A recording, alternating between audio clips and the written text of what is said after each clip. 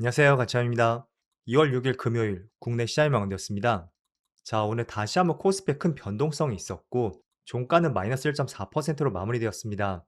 장중 한대는 5% 이상 급락도 나오면서 또 한 번의 매도 사이드카가 걸렸습니다. 하지만 다행히도 장 막판에 조금은 회복을 해주었고 이 정도면 오늘 저가 대비 많은 선방을 했던 것 같습니다.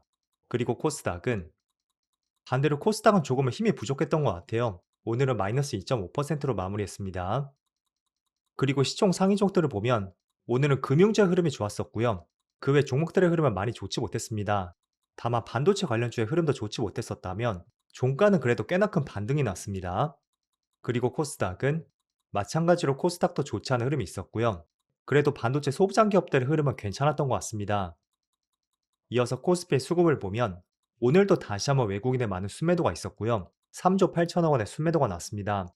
어제하고 합치면 이틀 만에 10조 원의 순매도가 났습니다. 그리고 기관은 소폭의 순매수가 들어왔고 또 코스닥은 반대로 코스닥은 기관만 나홀로 순매도가 있었네요. 그리고 삼성전자 오늘도 외국인의 9천억 가까운 순매도가 있었고요. 거의 3일 동안에 5조 원의 순매도가 났습니다.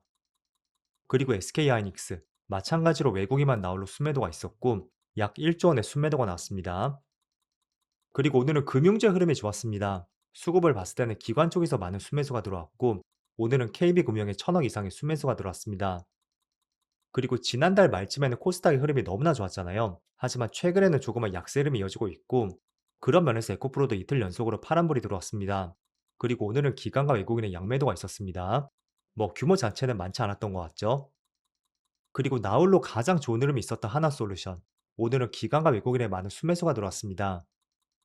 그럼 이어서 주체별 매매 동향에 대해서 살펴보도록 하겠습니다. 2월 6일 외국인이 가장 많이 매수한 종목은 하나솔루션, 셀트리온, SPG, 삼천당제약, 하이브 이렇게 순서대로 매수했고 그리고 기관 SK하이닉스, 삼성전자, KB금융, 하나솔루션, 한국항공우주 전체적으로 반도체 관련주를 많이 매수했습니다. 이어서 해외 증시를 보겠습니다. 보시는 것처럼 전날에도 미국 증시의 흐름이 좋지 못했습니다.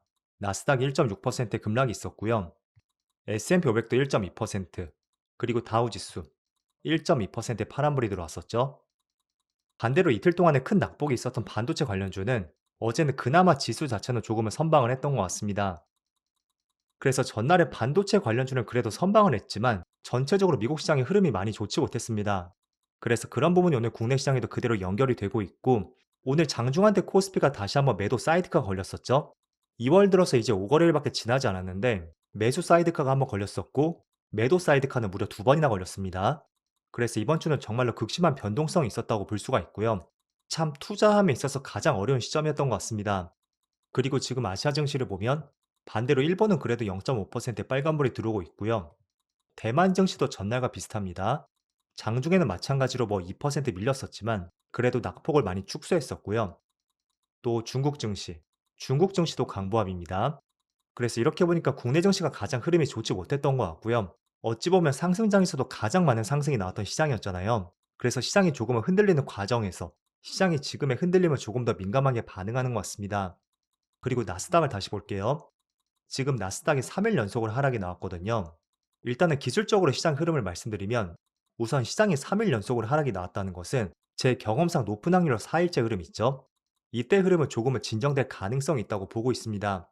이게 미국 시장, 국내 시장 모두 마찬가지였던 것 같아요. 기본적으로 3일 연속 하락이 나온다든지 또는 3일 연속의 상승이 나올 때 그리고 상승 하락이 제법 클 때를 말합니다. 그래서 3일 동안의 나스닥의 낙폭이 조금은 컸습니다. 마이너스 1.4%, 마이너스 1.5%, 또 1.5%, 거의 3일 동안에 5%의 낙폭이 있었습니다. 그래서 오늘 밤에 미국 시장이 조금은 반등하지 않을까? 저는 한편으로 그런 생각을 갖고 있고요. 그리고 제가 11월과 시장을 굉장히 비슷하게 보고 있다고 말씀드렸잖아요. 그렇게 볼 수밖에 없는 것이 11월도 마찬가지로 미국 시장에서 실적 시즌입니다. 그리고 2월도 마찬가지로 미국 시장도 실적 시즌이에요. 자, 그럼 이렇게 실적이 발표가 될 때마다 다양한 이야기와 추측들을 남길 수가 있습니다. 최근에 AMD의 실적이 굉장히 좋았습니다. 그런데 그 다음 날에 무려 17% 급락이 나왔고 또 그 다음 날에는 3.8% 급락이 나왔습니다. 자, 결국에는 실적이 좋다고 해도 그 뒤에 나올 수 있는 이런 불확실성들, 이런 것들이 지금 시장의 발목을 잡고 있다는 거예요. 그래서 코스피도 지난 11월 시장이 굉장히 좋지 못했었고 딱 이렇게 3개월의 주기를 두고 다시 시장이 흔들리고 있습니다. 그리고 주제도 비슷합니다. 지난 3개월 전에 많은 기업들의 실적이 발표가 되었고, 그때 AI 수익성에 대한 굉장한 논란이 있었습니다. 그래서 빅테크 기업들의 실적을 발표할 때마다 주가의 등락이 굉장히 널뛰기를 보였었고, 그게 미국 증시의 급등락으로 나타났었죠. 또 이어서 국내 시장의 급등락으로 나타났습니다. 그리고 이번에도 똑같은 것 같아요. 뭐 주제는 조금 다른 것 같습니다. 11월 당시에는 이거였죠. AI 관련 투자가 있었고, 그 투자 대비 실적, 과연 투자 대비 많은 성과를 낼 수가 있는지 거기에 대한 의문이 있었고, 그게 주가의 급등락으로 연결이 되었습니다.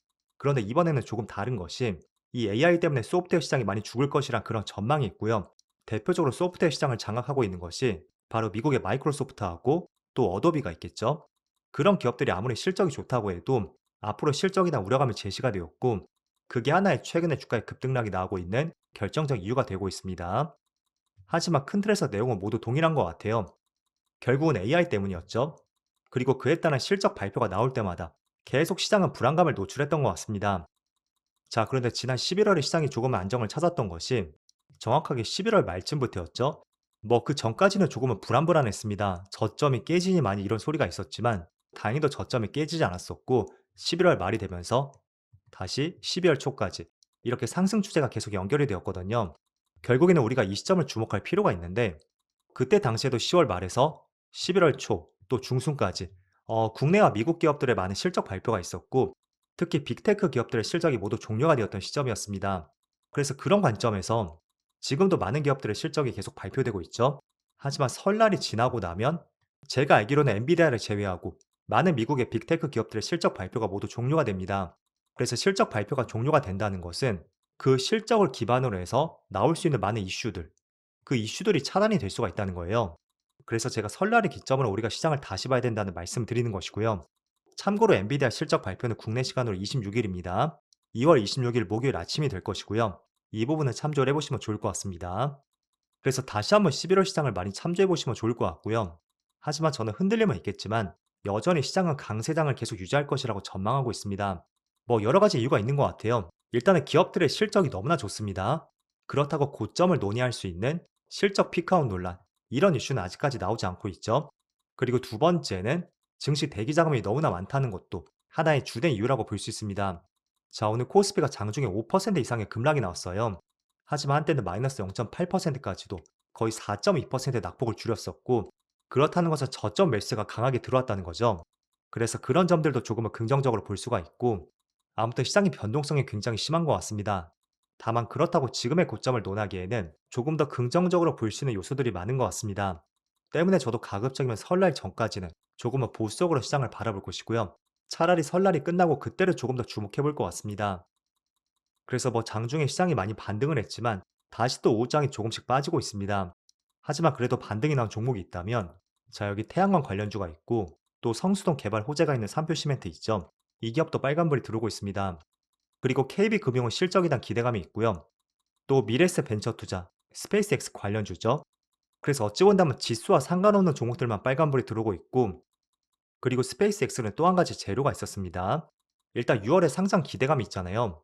그런데 일반적으로 신규 상장한 기업이라면 대체적으로 1년이 지나고 나서 그때 나스닥 100이나 S&P 500에 편입될 수가 있습니다. 자, 그런데 스페이스X는 워낙 시총이 높을 것으로 전망이 되기 때문에 상장 즉시 편입될 가능성이 제기가 되었고, 그렇게 되면 추가적인 유동성 확보라든지 또는 주가 안정성을 꾀할 수가 있습니다. 그래서 그런 부분이 다시 한번 기대감으로 작용이 되면서 스페이스X 관련주에 좋은 흐름이 나왔다고 할 수가 있습니다. 자, 어쨌든 오늘은 대부분의 많은 종목들에 파란불이 들어오고 있습니다. 물론 시초가 대비 반등은 나오긴 했지만 여전히 빅테크 기업들의 실적 시즌이고, 그럴 때마다 계속 시끄러운 이슈를 달고 있는 것 같습니다. 그래도 제가 조금 전에 말씀을 드린 것처럼 어쨌든 3일 동안의 시장이 많이 빠졌다는 것은 4일째 흐름은 조금은 높은 확률로 반등이 나올 수 있다는 말씀 드렸습니다.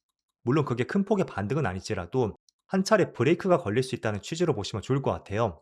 그래서 과거의 차트를 여러분들이 보시더라도 3일 연속으로 급락이 나왔을 때는 그 다음날을 조금은 높은 확률로 반등이 나왔었다. 이런 점들 한번 참조해 보시고요. 자, 그런 측면에서 지난 3월 시장을 보겠습니다.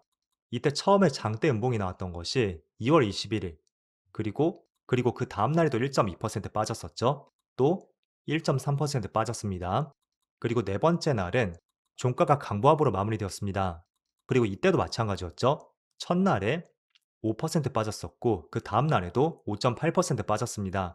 그리고 그 세 번째는 장중한 때 5.1% 빠졌지만 또 그 이후에는 반등이 나왔었거든요. 그래서 내심 오늘 저녁에는 그런 흐름이 나오길 한번 기대해 보고 있고요. 아무튼 다음 주까지는 조금은 시장을 보수적으로 바라보자는 말씀드리겠습니다. 자, 그럼 한 주 동안 정말 어려운 시장이었는데 이번 주도 정말 고생 많으셨고요. 저는 다음 주 월요일 영상에서 다시 찾아뵙도록 하겠습니다. 모두 즐거운 저녁 되세요. 감사합니다.